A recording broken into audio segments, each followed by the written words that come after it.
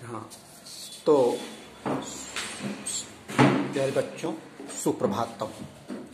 आज हम कक्षा 9, 10, 11, 12 के लिए जो है विचार विस्तार पढ़ा रहा हूँ आपको। तो विचार विस्तार आपको पहला विचार विस्तार लेता हूँ। समय का सदुपयोग,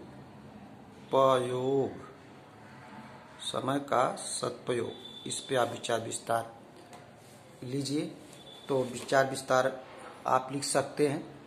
तो चलिए, समय के बारे में आप सुनिए।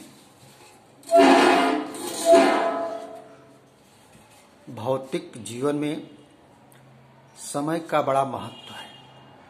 जो समय एक बार चला जाता है वह वापस नहीं आता, और समय के रूप में जीवन को भी ढाला जा सकता है।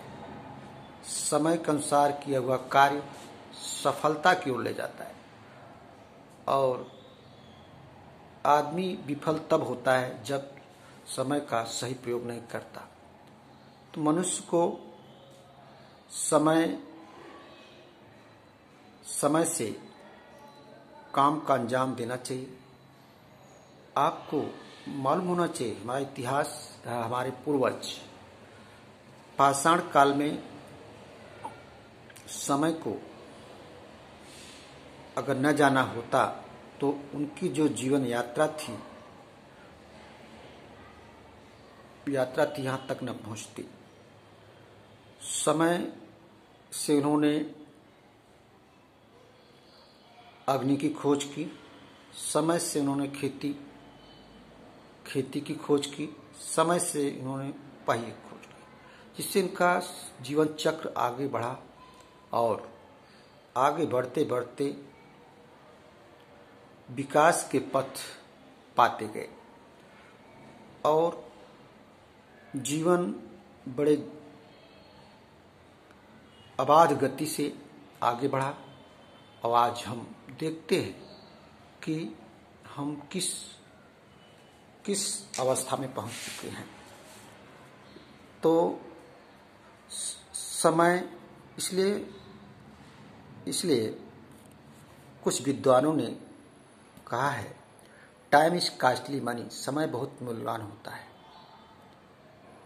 तो इसी प्रकार से जब कोई विद्यार्थी समय से अपना पठन पाठन का कार्य करता है तो वह सफलता को अवश्य प्राप्त करता है, और सफलता प्राप्त होने पर मनुष्य का व्यक्तित्व और सम्मान समाज के सामने प्रस्तुत होने लगता है। तो यह कह दिया जाए कि समय चक्र हमेशा चलता रहता है। उस चक्र के अनुसार मनुष्य को हमेशा काम करना चाहिए। एक उदाहरण और लीजिए। महात्मा गांधी जी समय से ही अपने आंदोलन को एक गति दी। वह समय था दक्षिण अफ्रीका में, जहां पर अपने आंदोलन को तेज किया और उसका परिणाम उनके सामने आने लगा। दक्षिण अफ्रीका में काले गोरे का भेद था। वहां जाकर के उन्होंने इस कानून को, इस प्रथा के प्रति, इस नस्ल भेदी परंपरा के प्रति हम छिड़ते, और धीरे धीरे वहां पर उन्होंने 21 साल रहे, और अंत में रंग भेद पर विजय प्राप्त किया। इसके बाद वहां से भारत वापस आए, यहाँ पर अंग्रेजों की गुलामी जकड़ी हुई भारतीय जनता एक पंछी की तरह फड़फड़ा रही थी। तो उन्होंने अपना प्रथम आंदोलन बिहार के चंपारण जिले से प्रारंभ किया। धीरे धीरे उन्होंने एक आंदोलन नहीं अनेकों आंदोलन किए। भारत छोड़ो आंदोलन, असहयोग आंदोलन, समन्वय अवज्ञा आंदोलन, सत्याग्रह आंदोलन, बहुत से आंदोलन किए, जो कि हमारा देश जो है 15 अगस्त 1947 को आजाद हुआ। तो इसी प्रकार से हमारा ये पुनीत कर्तव्य होता है कि समय को पहचाना जाए और उसका सही प्रयोग किया जाए। ये रहा आपका विचार विस्तार। चलिए इसी प्रकार से सब विचार विस्तार में आप ले लीजिए।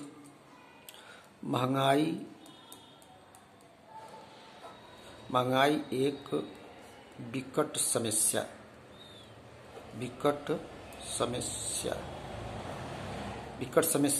दूसरा ले लीजिए। दूसरा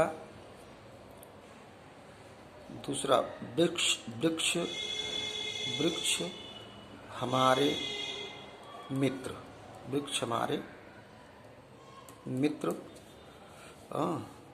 और प्लास्टिक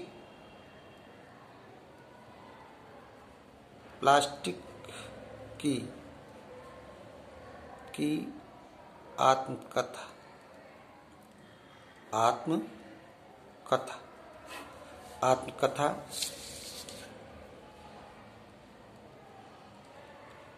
हमारा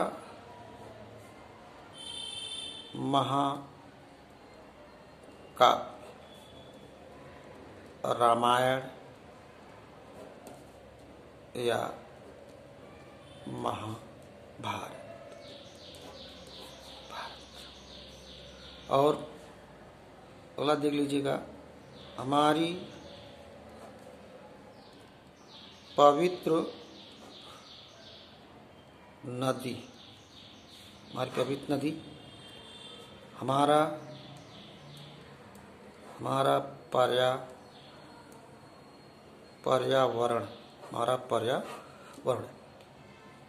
पर्यावरण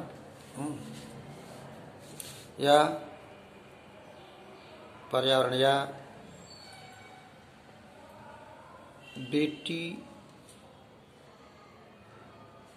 बेटी बचाओ बेटी पढ़ाओ ये आप इस पे विचार विस्तार आप लिख सकते हैं। अब आगे हम चलते हैं आपको बताने के लिए, जैसा कि आपको मैं बताऊंगा कि विशेषण से भाववाचक कैसे बनता है। तो विशेषण क्या है और भाववाचक क्या है। विशेषण शब्द है जो किसी संज्ञा या सर्वनाम की विशेषता बताए, उसे हम विशेषण कहते हैं। जैसे काली गाय, मोटी पुस्तक, लंबा वृक्ष आदि। अब भाववाचक क्या है। भाववाचक उसे कहते हैं जो विशेषण की विशेषता को बताए। देखिए जैसे सरल का सरलता, कोमल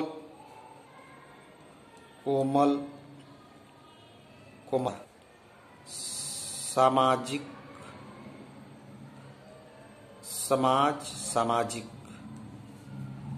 ईमानदारी,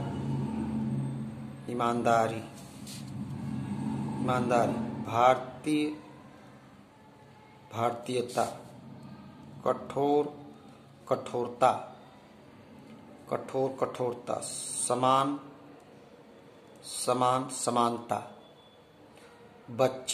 बचपन,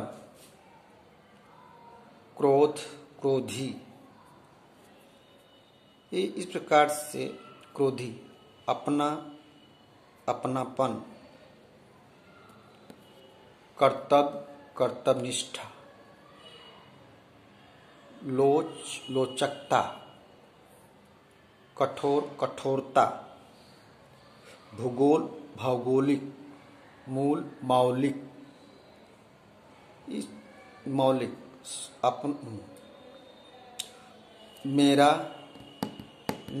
मेरी आदि। इस प्रकार से आप जो है विशेषण से भाववाचक आ गए। अब डालिए आप वाच्य। वाच्य क्या है? वाच्य को जानने के लिए हमें चलते हैं। वाच्य वह है जो कर्ता, कर्म और फल, कर्म का प्रभाव कर्ता पे पड़ता है। जैसे माँ भोजन पकाती है। यहाँ पकाती, भोजन पकाना हो गया। भोजन का माँ यहाँ कृतवाच्य, माँ भोजन पकाती, माँ के प्रमुख कार्य भोजन पकाना है, इसलिए कृतवाच्य हुआ। इसके बाद इसी को अब हम चलते हैं वाच्य के प्रकार। वाच्य के प्रकार। वाच्य 3 प्रकार के होते हैं। कृतवाच्य, वाच्य, कर्मवाच्य और भाववाच्य। ये सब वाच्य हो गए। कृतवाच्य होता है जो क्रिया का प्रभाव कर्ता पे पड़ता है। तो जैसा आपको ऊपर उदाहरण में माँ भोजन पकाती है, कृतवाच्य है। अब कर्मवाच्य, माँ से भोजन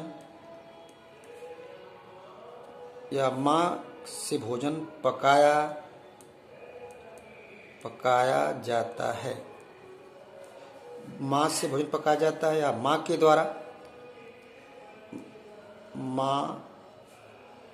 द्वारा भोजन पकाया जाता है। ये आपका कर्मवाच्य हुआ। अब इसी को हम भाववाच्य बना देते हैं। अर्थात भाववाच्य वह है जो कर्म का प्रभाव क्रिया पर पड़े। जैसे माँ से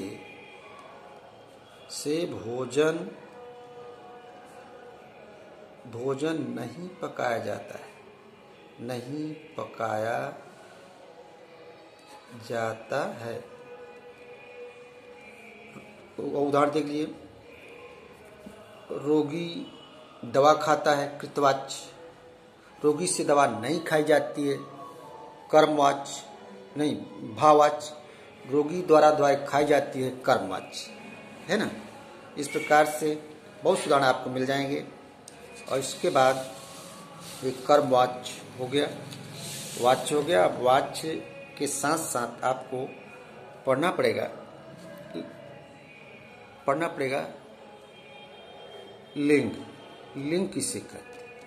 लिंग देखिए, जिस शब्द से नर और नारी का बोध हो उसे हम लिंग कहते हैं। लिंग बदलने के लिए आपको अनेक नियम हैं, लेकिन आपको आग की मात्रा का बता रहे हैं आपको। जिस शब्द के अंत में अ आए तो क आया उसके साथ अर है, तो हम स्त्रीलिंग में जब बदलेंगे तो आ की मात्रा हो जाएगी। जैसे बालक तो बालिका, गायक गायिका, नायक नायिका, सहायक सहायिका, अध्यापक अध्यापिका, है ना। नायक नायिका धाव हो गया। इसी प्रकार से शिक्षक शिक्षिका। अब आगे इन आता है, इन लोहार लोहारिन, पंडित पंडिताइन, यादव अदवाइन, वाइन लोहार लोहारिन, कुम्हार कुम्हारिन, इन लाएगा। धोबी धोबिन, ये आपका जातिवाचक सूचक हुआ। इसी प्रकार से और आता है जिसका कुछ शब्दों का तो पता नहीं चलता तो उसमें मादा लगा देते हैं। कोयल कोयल, मादा कोयल, कौवा मादा कौवा, खरगोश मादा खरगोश, तोता मादा तोता, मादा बंद। अब कहीं कहीं या लगता है, या बनाने के बंदर बंदरिया, बंदर बंदरिया, या लग जाएगा तो हाँ। महोदय महोदया, महोदय, आचार्य आचार्य, प्राचार्य प्राचार्य, भौदी भौदिया, आदरणीय आदरणीय, इस प्रकार या लग जाएगा। इस प्रकार से आप जो है लिंग बदल सकते हैं। इसी प्रकार से आपको मिल जाएगा। नेता नेताएं बहुत से हैं। इस प्रकार लिंग परिवर्तन आप कर सकते हैं। इसके साथ साथ अब आपको हम आज इतना ही पढ़ाएंगे। इसके बाद कल आएंगे तो हम आपको जो है वाक पढ़ाएंगे, क्योंकि वाक पढ़ाएंगे और इसके साथ साथ आगे बढ़ेंगे। जय हिंद, जय हिंद।